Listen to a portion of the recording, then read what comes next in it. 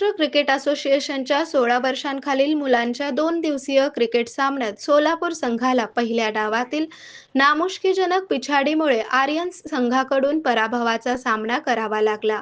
Aryans संघाने पहिल्या डावात उभारलेला धावांचा डोंगर आणि त्यानंतर घेतलेली 214 धावांची मोठी आघाडी सोलापूरच्या पराभवास निर्णायक ठरली. नक्ष गोमारेचे 177 धावांचे वादळ प्रथम फलंदाजी करताना आर्यन्स संघाने 7 बाद 381 धावांवर आपला पहिला डाव घोषित केला. या डावाचे मुख्य आकर्षण ठरला तो म्हणजे नक्ष गोमारे, ज्याने सोलापूरच्या गोलंदाजांचा समाचार घेत 177 धावांची खेळी केली.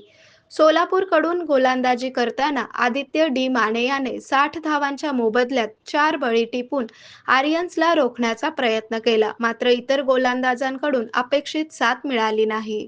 आरोग्य म्हणजे केवळ औषध नाही, तर निसर्गाच्या योग्य उपचारांनी मिळणारी खरी आरामदायक अनुभूती. सोलापूरमध्ये निसर्गोपचाराचं विश्वासाचं नाव लिमये निसर्गोपचार केंद्र. इथे उपलब्ध आहेत विना औषध उपचार पद्धती, ॲक्युप्रेशर, ॲक्युपंक्चर, कपिंग आणि मसाज थेरपी. सर्व प्रकारच्या आजारांवर निसर्गाच्या माध्यमातून